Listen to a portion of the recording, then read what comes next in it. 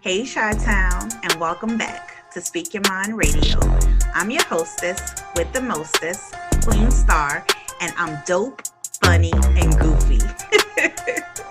And you guys just never know who I'll be interviewing next because I love people and I love giving back. So join me on this magical journey from hidden underground talents to legendary film directors across the world. Or watch me get hyped off solo music reviews from cool tracks to hip-hop beats because we now streaming on Spotify, Pandora, iHeartRadio, and Amazon Music. It's Miss Hip Hop and we live, baby. Time to represent Chicago's #1 podcast, Speak Your Mind. Hey, Chicago, and welcome back to Speak Your Mind Radio. I'm your hostess with the mostest, Queen Star, aka Miss Hip Hop. And today, you guys, we have a dope guest with us here from North Charlotte, Carolina. I think I said that right. Charlotte, North Carolina. Charlotte, North Carolina, excuse me. Yeah. Yes, and we're here to discuss his new single entitled Private Show. So without further ado, bringing next to the mic, my homeboy, Justice B. What's up, man? What's going on? How you doing? I'm doing good. I'm just, like I said earlier, just happy to have you here. You know what I'm saying? Really, thank you. I'm happy to be here. I'm excited. Yes, as I am. Okay, so just we start off each and every interview here on Speak Your Mind Radio with an icebreaker for the artist. Okay. What are your thoughts about the president catching COVID-19? Well, there is a God. Yeah. Woo! That was funny. That's all I have to say. That's all you gotta say, brother. That's it. Yeah, that was funny. Okay. Woo, that threw me off for a minute. Okay. All right, man. So introduce yourself to the people and tell them a little bit about yourself and how it was like growing up in Charlotte with your passion for music. Okay. So my name is Justice B. I'm from Charlotte, North Carolina. I'm 26. I'm, fresh in the, music scene, but I've been around music all my life. Growing up in Charlotte, it's a very diverse demographic. It's a lot more diverse now, but even, back then before it became what it is now, it was, very diverse. So growing up, music was always in my house. So I guess it just kind of stuck with me. My dad, is an alcoholic, but he has an alter ego where he would start thinking he was south of the border or, might even be a little Caucasian. I don't know where it came from, but he would be in these different modes. So he would always be playing different stuff. And I'm appreciative of it in the long run because, I would have never known about Carlos Santana or Queen or, the Rolling Stones or anything like that had he not been in his little modes where he was, getting his alter ego on. But my mom, she had the R&B and the colorful music, what I'm saying, for me. So I'm very rooted in music. And, growing up in Charlotte was cool. And now, that I'm older and it's gotten to be a whole big metro city, it's interesting to see where it's going now. And I'm happy to still say I'm from Charlotte, So. Oh, that's sweet, man. Shout out to Charlotte. Seriously, North Carolina in the house for sure. Yeah, we out here. Definitely. Now I heard you say that your father had an alter ego and he listened to different music and stuff like that. So apart from that, who would you say are your biggest influences in music? Oh man, that is a really hard question for me because like I said, I've always been around music and I digest so much from rock to classical music to R&B to rap, stuff like that. But main influences, I definitely gotta, give out to Erykah Badu because she's timeless. Her music, it's like an experience. Her music is you can sit back and just close your eyes and place yourself in a specific experience. And that's kind of what I want to go for with my music going forward, you know, and that's kind of what I set out to do, and just make timeless music that's going to kind of take you on a journey and kind of make you, you know, live in that moment. Definitely. I mean, I got so many inspirations. She's the main one, but you know, I got Mariah Carey. Just because, I mean, you can't tell her shit. You can't. Like, there's people that I aspire to be like from a business standpoint, just because of how they carry themselves outside of just making music. Exactly. This might surprise you, but Gucci. Yeah.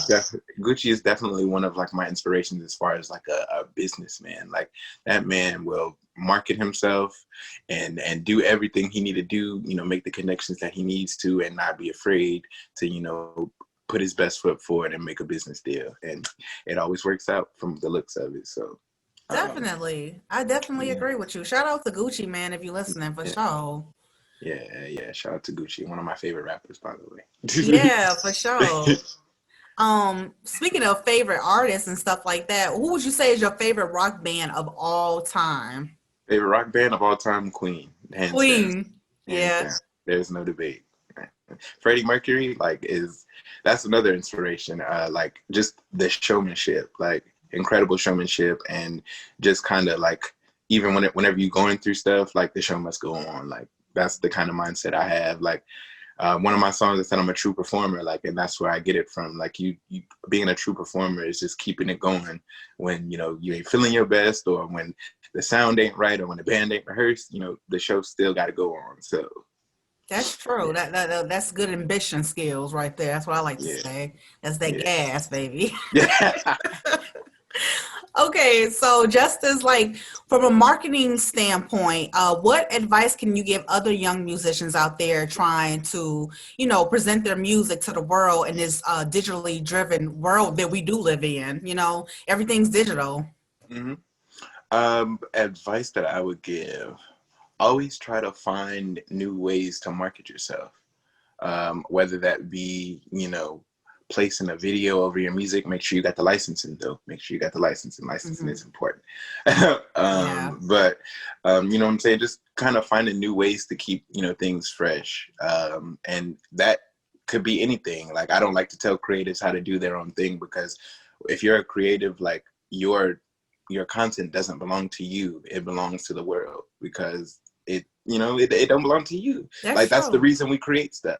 Right? So, yes. You know what I'm saying? Just get it out there at the end of the day. However you think and however you see fit to get it out there, you know, that's how you market yourself. Whatever, you put your spin on it, and, you know, you go for it. Of course, you want to, you know, look at other people to get some kind of inspiration, and, you know, reach out to people to get kind of feedback to see how that's going to work. But at the end of the day, just do you. And, you know, don't hold on to it. Don't get in your head just because you feel like people might not resonate with it. Just get it out. True. That is so true. That is so true. I think getting other people's opinions in the beginning of your career is like definitely detrimental to what you seek to put out there. You know what I mean?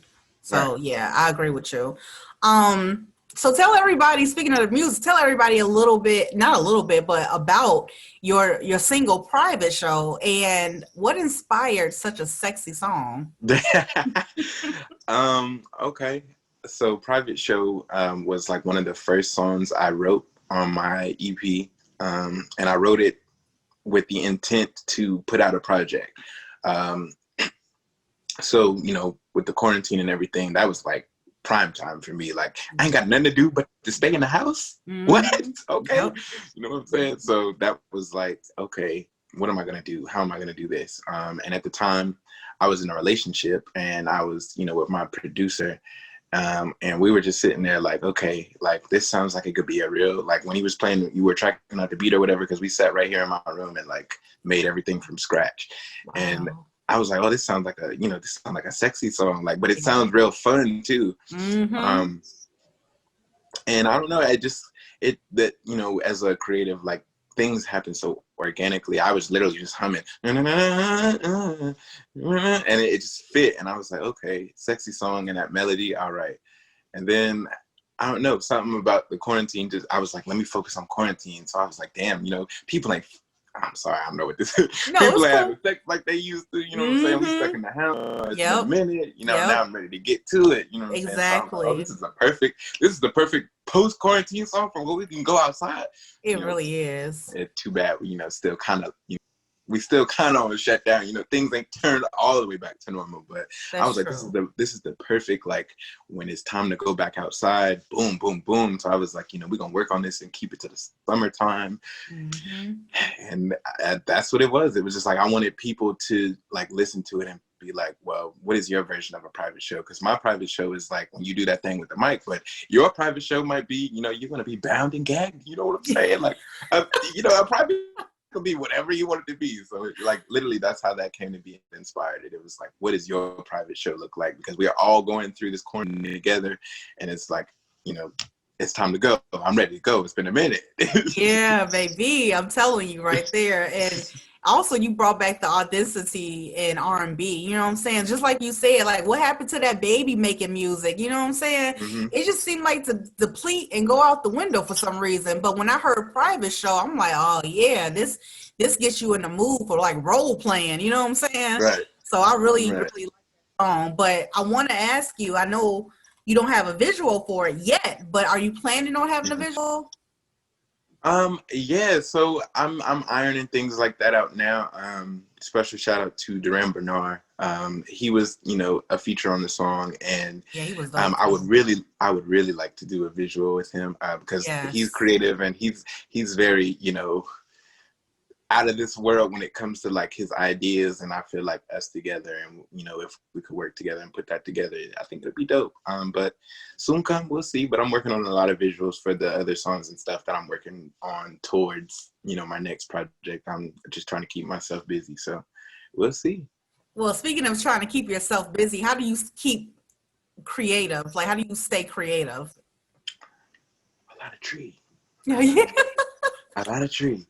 But